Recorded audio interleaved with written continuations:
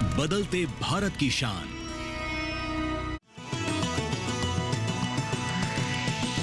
DD किसान, बदलते भारत की शान।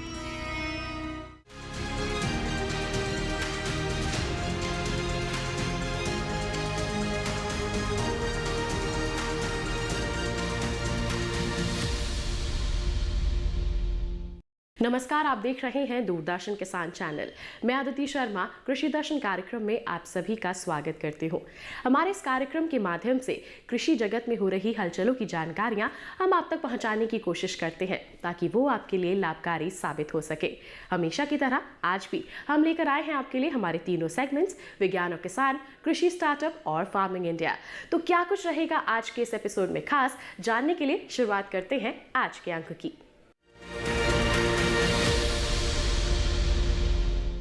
आइए किसान भाइयों बहनों, सबसे पहले नजर डालें सम्मेलन से प्रगति की ओर पर।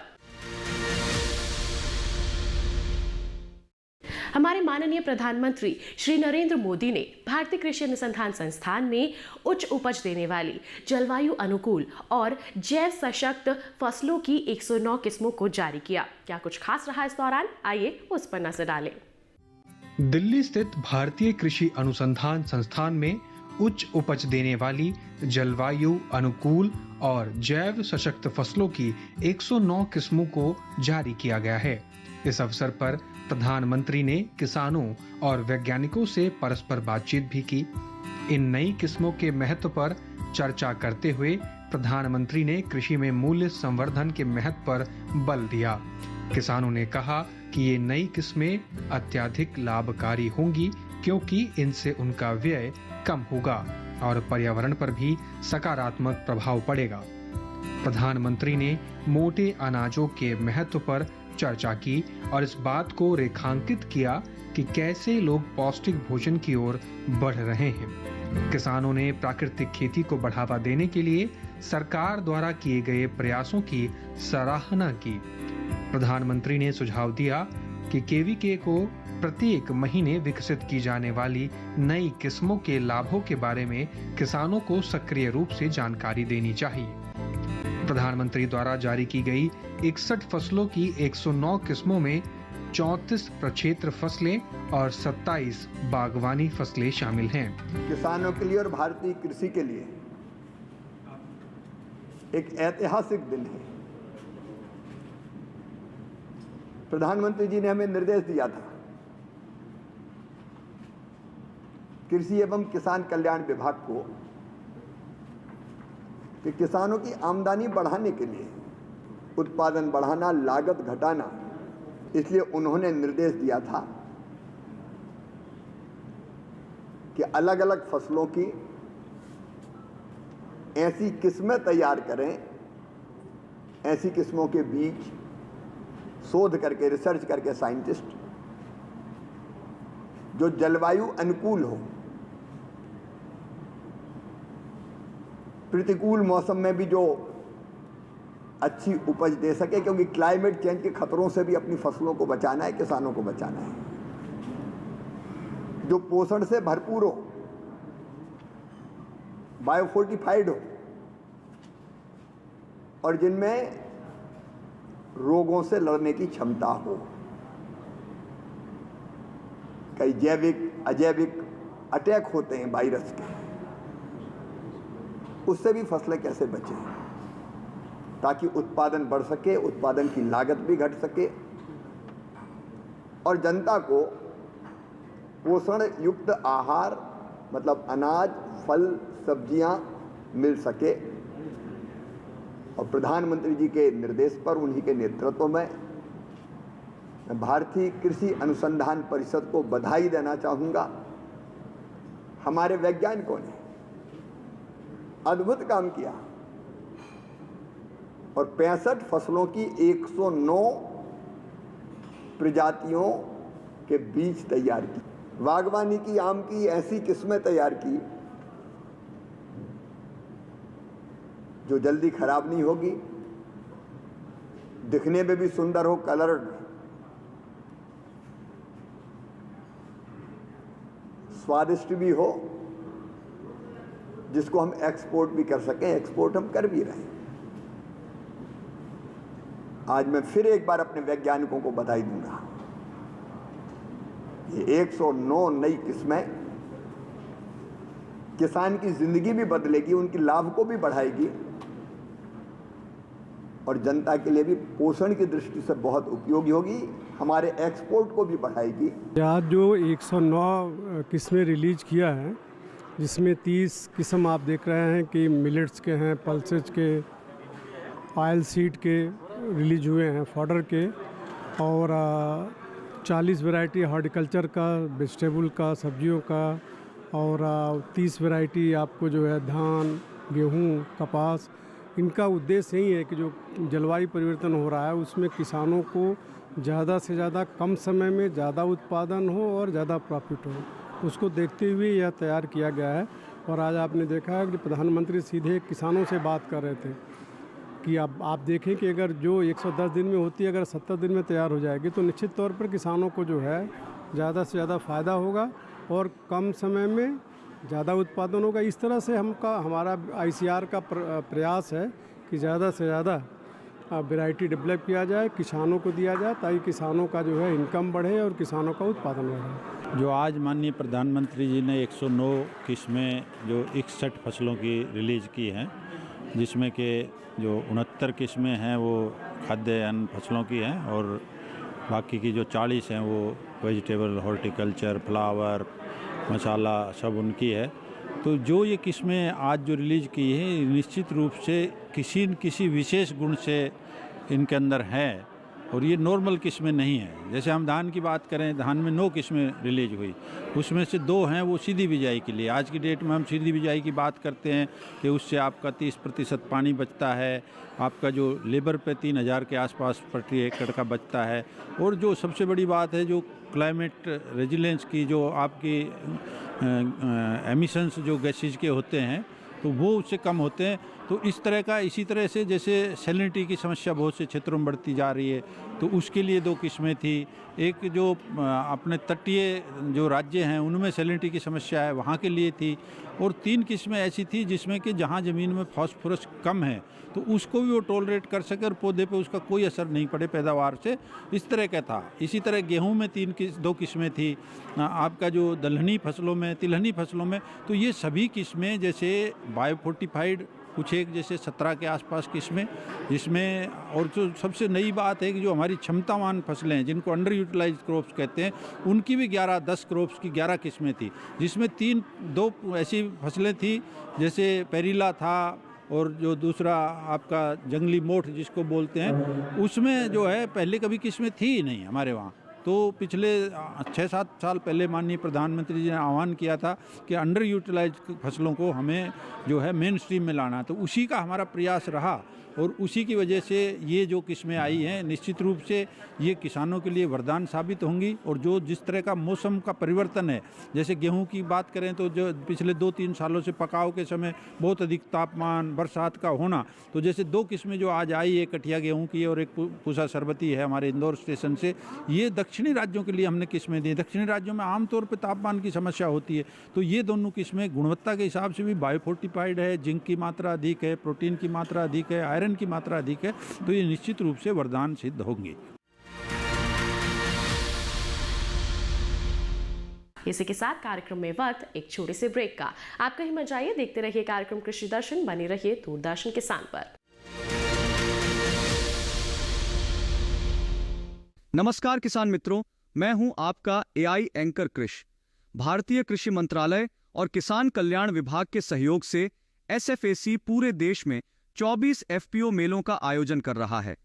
इन मेलों का मुख्य उद्देश्य है किसान उत्पादक संगठनों FPOs को अपने उत्पादों को प्रदर्शित करने और मार्केटिंग के नए अवसर प्रदान करना। इन मेलों में आप ताजे फल, सब्जियां, अनाज और हर्बल उत्पाद सीधे किसानों से खरीद सकते हैं। यह आपके लिए एक शानदार मौका है बेहतरीन उत्पादों को सीधे किसानों से प्राप्त करने का और साथ ही उन्हें आर्थिक सहायता देने का। मेलों का आयोजन रांची, झारखंड के मारवाड़ी ग्राउंड, हरमू रोड पर और संगरूर, पंजाब के ग्रेन मार्केट के अंदर होगा। इस अवसर का लाभ उठाइए, हमारे किसानों का समर्थन कीजिए और उनके उत्पादों का आनंद लीजिए। आपका समर्थन उनके लिए बहुत महत्वपूर्ण है। आप देखते रहिए डीडी किसान। धन्यवाद। नमस्कार किसान भाइयों और बहनों, आप देख रहे हैं डीडी किसान। मैं हूं आपका होस्ट एआई कृष और आपका स्वागत है हमारे शो किसान जीके में। यहां हम आपके लिए लाते हैं खेतीबाड़ी और ग्रामीण जीवन से जुड़े ज्ञानवर्धक सवाल। तो चलिए शुरू करते हैं आज का सवाल। गेहूं की कौन सी स्पीशीज सीमित सिंचाई में उगाई जा सकती है? A Triticum aestivum, B Triticum durum, C Triticum vulgare, D Triticum डाइकोकम।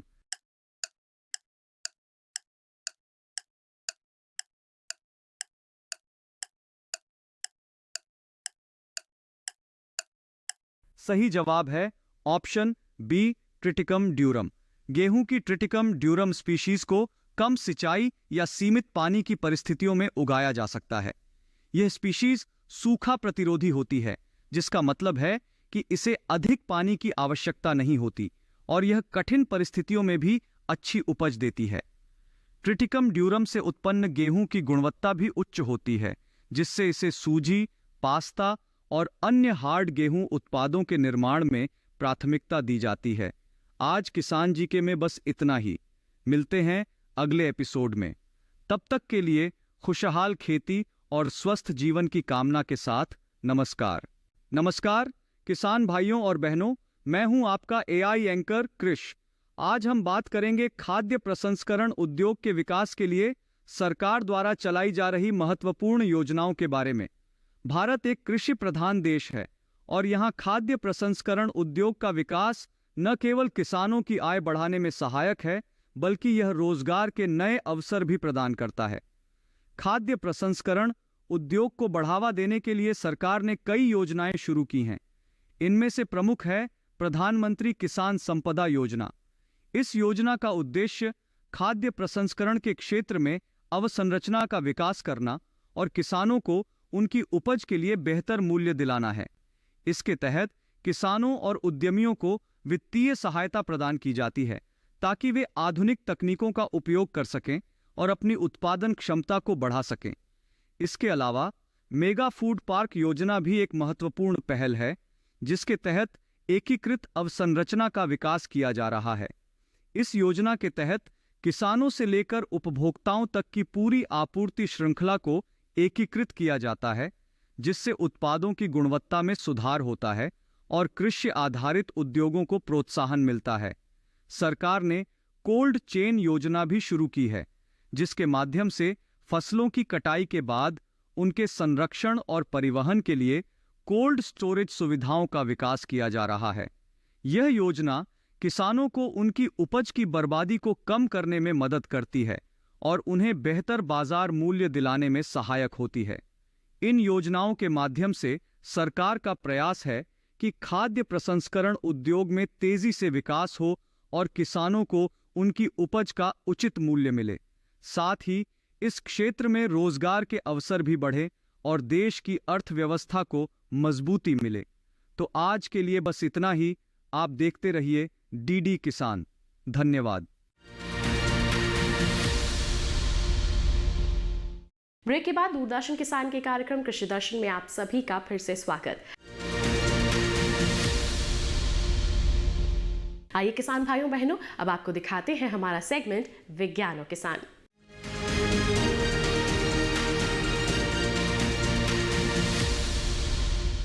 आज के हमारे सेगमेंट में हम बात करेंगे सूक्ष्म सिंचाई के बारे में।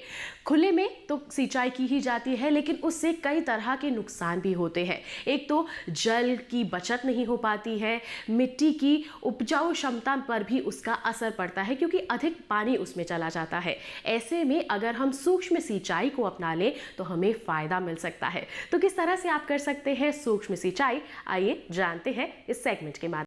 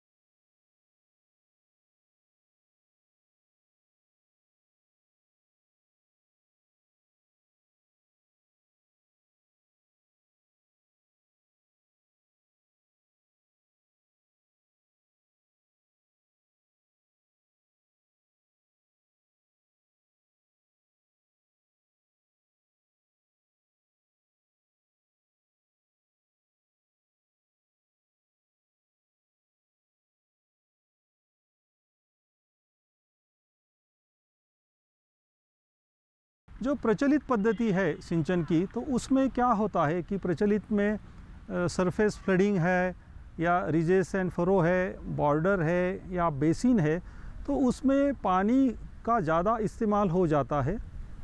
पानी का ज़्यादा इस्तेमाल होने से वो पानी एक समान रूप से खेत में डिस्ट्रीब्यूट नहीं होता, एक समान रूप से पीक को या क्रॉप को उपलब्ध नहीं होता, और उसकी वजह से क्या होता है कि हमें जो क्रॉप का उत्पादन होता है, प्रोडक्शन होता है, वो एक समान नहीं मिलता, एक जैसे गुणवत्ता का नहीं मिलता, उसका यील्ड भी अच्छा नहीं मिलता, और हमें फिर वीड की ग्रोथ होती है, फिर लेबर की कॉस्ट ज़्यादा लगती है, सिंचाई का टाइम ज़्यादा लगता है, पंप की HP भी ज़्यादा लगती है। तो उसका उपाय है कि हमें आधुनिक सिंचन पद्धतियों का उपयोग करना चाहिए।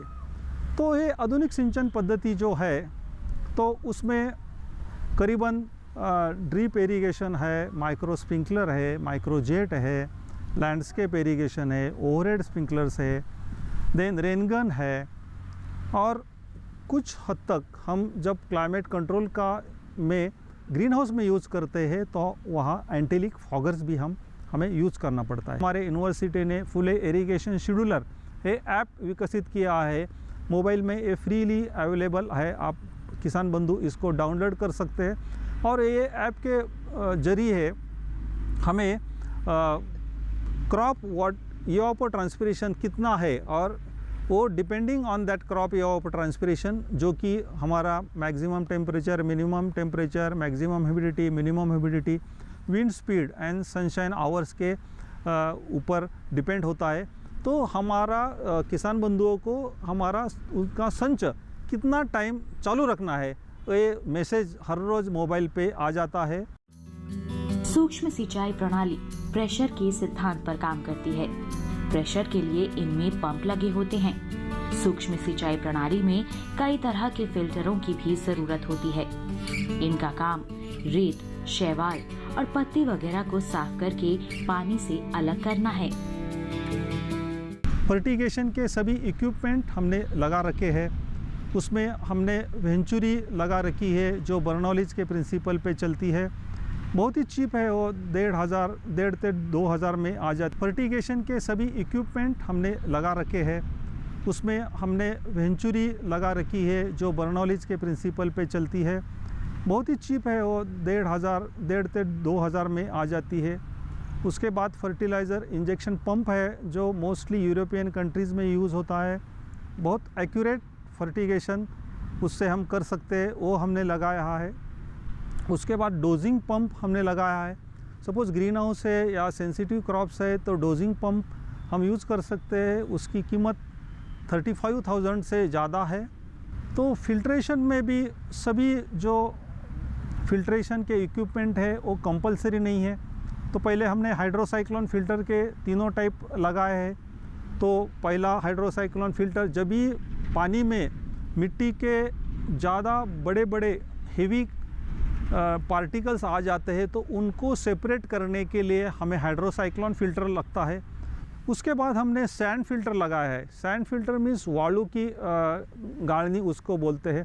तो जहाँ पानी का सोर्स ओपन वेल है या फार्म पॉन्ड है कि जिसमें शैवाल आने की संभावना है या ऑर्गेनिक मैटर पेड़ के पत्ते मिल जाने की संभावना होती है, तो वो दूर करने के लिए सैंड फ़िल्टर लगता है। जो स्क्रीन फ़िल्टर है उसकी जो स्क्रीन है तो 120 मेश है, उसकी जो होल्स है उनकी साइज़ 120 मेश है। लेकिन ये स्क्रीन फ़िल्टर कंपलसरी है। तो जो फिज़िकल पार्टिकल्स है, फिज़िकल पार्टिकल्स सेपरेट करने के लिए स्क्रीन फ़िल्टर लगता है। लैटरल वाइंडर सिंपल सा इक्विपमेंट है, वो करीबन 2,000 में मिलता है मार्केट में। हम वर्कशॉप में तैयार भी कर सकते हैं। तो वहाँ से हम उसका यूज़ करके लैटरल की गड्डी बना के हम ऊपर टांग सकते हैं एक बाम्बू को या कोई वुडन पिलर को, ताकि रैट्स या कोई एनिमल उनको ख़राब ना करे। महात्मा फुले कृषि विद्यापीठ में किसान इस प्रणाली को देखने के लिए आते हैं। जिन किसानों को प्रणाली पसंद आती है वो अपने खेतों में इसे लगवा भी लेते हैं। यहाँ नौजवानों और छात्र छात्राओं को भी आने की अनुमति है। इन युवाओं को पानी के महत्व और उसे बचाने के तरीकों के बारे में जानकारी दी जाती है। तो ये था सेगमेंट विज्ञानों के साथ। इसी के साथ कार्यक्रम में वक्त एक छोटे से ब्रेक का। आप कहीं मत जाइए, देखते रहिए कार्यक्रम कृषि दर्शन, बने रहिए दूरदर्शन किसान पर। नमस्कार किसान भाइयों और बहनों, आप देख रहे हैं डीडी किसान। मैं हूं आपका होस्ट एआई कृष और आपका स्वागत है हमारे शो किसान जी के में। यहां हम आपके लिए लाते हैं खेतीबाड़ी और ग्रामीण जीवन से जुड़े ज्ञानवर्धक सवाल। तो चलिए शुरू करते हैं आज का सवाल। निम्न में से कौन सी फसल कैमल क्रॉप के नाम से जानी जाती है? ए मक्का, बी बाजरा, सी ज्वार, डी गेहूं।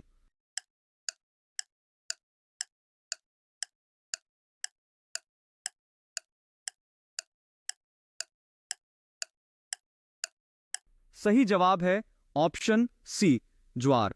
ज्वार को कैमल क्रॉप के नाम से जाना जाता है क्योंकि यह फसल शुष्क और कठोर जलवायु में भी अच्छी तरह उगती है, ठीक वैसे ही जैसे ऊंट कठिन परिस्थितियों में जीवित रह सकता है।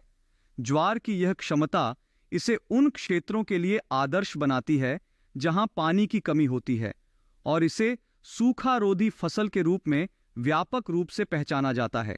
इसलिए इसे कैमल क्रॉप कहा जाता है। आज किसान जी के में बस इतना ही। मिलते हैं अगले एपिसोड में। तब तक के लिए खुशहाल खेती और स्वस्थ जीवन की कामना के साथ नमस्कार।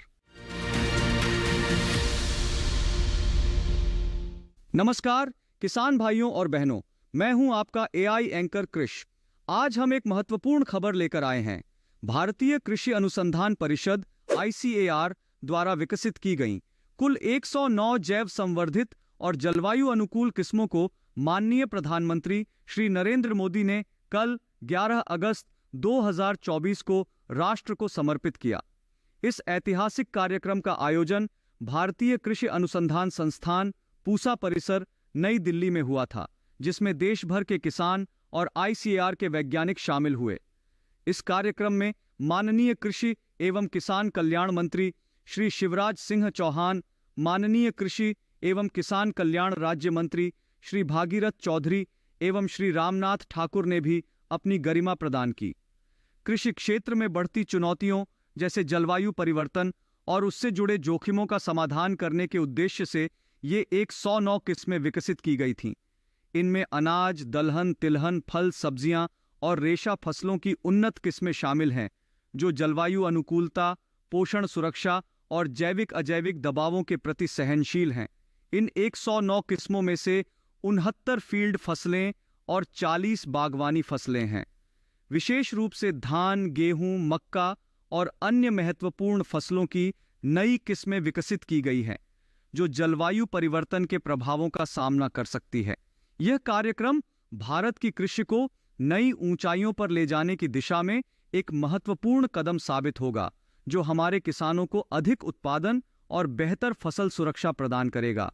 तो बने रहिए डीडी किसान के साथ और जानिए इस ऐतिहासिक कार्यक्रम की हर पहलू की विस्तृत जानकारी। धन्यवाद। ब्रेक के बाद दूरदर्शन किसान के कार्यक्रम कृषि दर्शन में आप सभी का फिर से स्वागत है। आइए किसान भाइयों बहनों, अब दिखाते हैं आपको हमारा अगला सेगमेंट फार्मिंग इंडिया।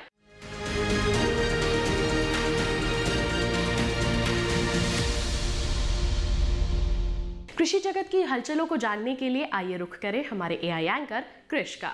नमस्कार किसान भाइयों और बहनों, मैं हूं आपका एआई एंकर कृष।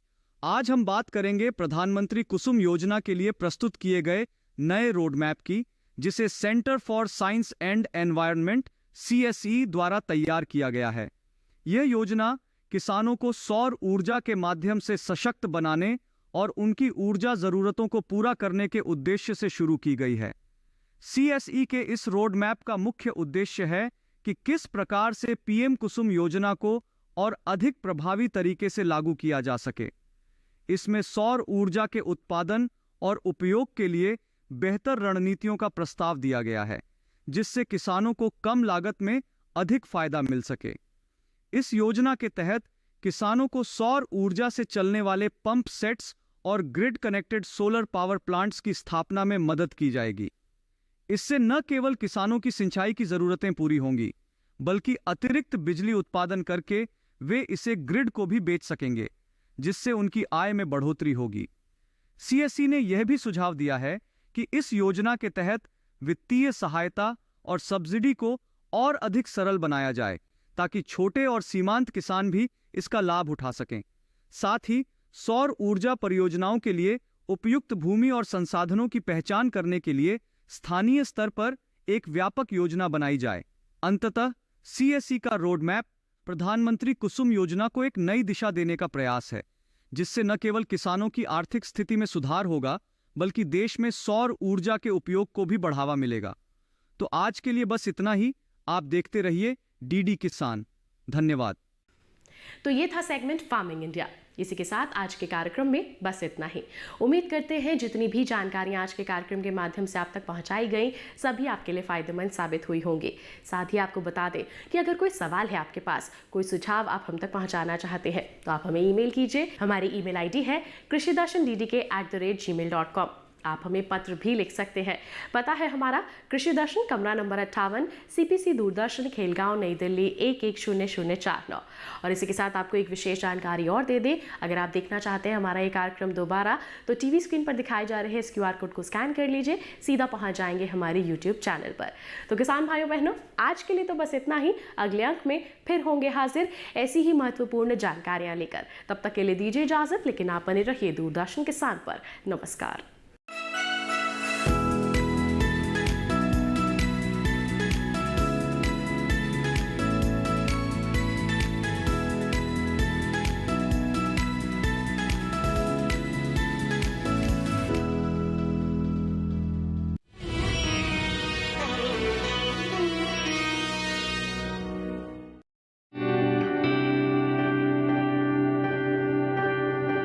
अब बढ़ते हैं आगे और जानते हैं कि देश के अलग अलग शहरों में वायु की गुणवत्ता का हाल। सबसे पहले बात करते हैं दिल्ली की, जहां वायु गुणवत्ता सूचकांक 165 दर्ज किया गया, जो कि संतोषजनक श्रेणी में आता है। पुणे की बात करें तो यहां वायु गुणवत्ता सूचकांक 42 दर्ज हुआ, जो कि बहुत अच्छा है। मुंबई की बात करें तो यहां वायु गुणवत्ता सूचकांक 68 दर्ज हुआ, जो कि अच्छी श्रेणी में है। कोलकाता में वायु गुणवत्ता सूचकांक 104 दर्ज किया गया, जो कि संतोषजनक श्रेणी में है। बेंगलुरु में वायु गुणवत्ता सूचकांक 43 दर्ज किया गया, जो बहुत अच्छी श्रेणी में है। लखनऊ में वायु गुणवत्ता सूचकांक 120 दर्ज हुआ, जो कि संतोषजनक रही। पटना की बात करें तो यहाँ वायु गुणवत्ता सूचकांक 156 दर्ज किया गया, जो कि संतोषजनक श्रेणी में है। हैदराबाद में वायु गुणवत्ता सूचकांक 48 दर्ज किया गया, जो बहुत ही अच्छी श्रेणी में है। अहमदाबाद में वायु गुणवत्ता सूचकांक 68 दर्ज किया गया, जो अच्छी श्रेणी में है। कृपया अपनी सेहत का ध्यान रखें। हम फिर मिलेंगे, तब तक के लिए नमस्कार। एक ऐसा मुकाम जहां जुड़ते हैं कृषि के कई आयाम, हो खेती में तकनीक की बात या फिर FPO कृषि उत्पादों के विपणन में चढ़ रहे हों सफलता के नए सोपान। देखिए हर रविवार सुबह 8 बजे और शाम 5 बजे मंडी.com में DD किसान पर।